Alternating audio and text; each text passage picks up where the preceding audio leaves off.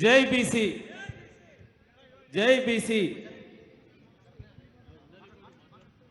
ఈరోజు అక్కగారికి మరొకసారి గట్టిగా చప్పట్లతోటి ధన్యవాదాలు తెలపాలి.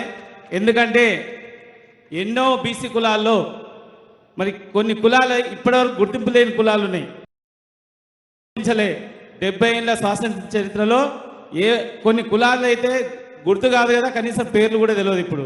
మరి వాళ్ళందరినీ కూడా మరి రాష్ట్ర స్థాయిలో వాళ్ళందరినీ గుర్తించి మరి ఈ వేదిక మీద మరి మాట్లాడే అవకాశం ఇస్తున్నందుకు అక్కగారికి ప్రత్యేకమైన ధన్యవాదాలు తెలియజేస్తున్నాను. మరి బీసీ కులాల్లో మరి 138 కులాలలో మరి చాలా గుర్తింపు లేని కులాలు చాలా ఉన్నాయి. మరి వాళ్ళందరికీ అవకాశం ఇస్తున్న అక్కగారికి, మరి అక్కగారు ఈ బీసీ కులం కోసం 42% ఏదైతే రిజర్వేషన్ వస్తే మరి అక్కకైతే రిజర్వేషన్ అయితే రాదు, అది మనందరికీ తెలుసు. మన కోసమే కొట్లాడుతున్నారు కాబట్టి మొన్న ఢిల్లీకి పోయిన నాయకులకు చెప్తున్నా నేను ఈ వేదిక మీద నుండి, మీరు నిజంగా చిత్తశుద్ధి ఉంటే బీసీల కోసం పోరాడే ఆలోచన ఉంటే మరి అందరూ మరి అక్కతో కలిసి పోరాటం చేద్దాం, మన హక్కులు సాధించుకుందాం. అక్కగారు ఏమంటారంటే స్థానిక సంస్థల వాళ్ళు ఇచ్చేది అదే చట్టసభల కోసం నేను పోరాడదామని చెప్పేసి ప్రయత్నం చేస్తే స్థానిక సంస్థల కోసం అక్క అంత దూరం పోవాల్సిన పని లేదు.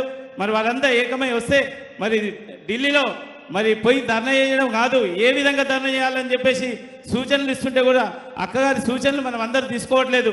మరి బీసీ నాయకులకు అందరికీ చెప్తున్నా, ఇన్ని రోజుల నుండి మరి బీసీ నాయకులు మేమున్నాం కదా అని అన్నారు కదా, ఇప్పటి వరకు కూడా ఏ అగ్రకుల నాయకుడు కూడా వచ్చి బీసీల కోసం ఇంత పెద్ద ఎత్తున ఉద్యమం అయితే ఎవరు చేయలేదు.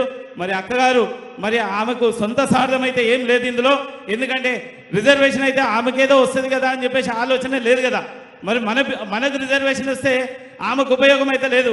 ఆమెని మన కోసం బీసీల కోసమే పోరాటం చేస్తుంది కాబట్టి ఖచ్చితంగా అన్ని కుల సంఘ నాయకులు అక్కగారికి వెన్నంటుండి మరి ఆమె ఏ విధంగా అయితే దారికి తీసుకెళ్తుందో ఆమెతో పాటు మేము పనిచేయడానికి సిద్ధంగా ఉన్నామని చెప్పేసి ఈ అవకాశం ఇచ్చిన కుల సంఘ పెద్ద నాయకులకు అందరికీ పేరు పేరున ధన్యవాదాలు తెలియజేసి ముగించుకుంటాం.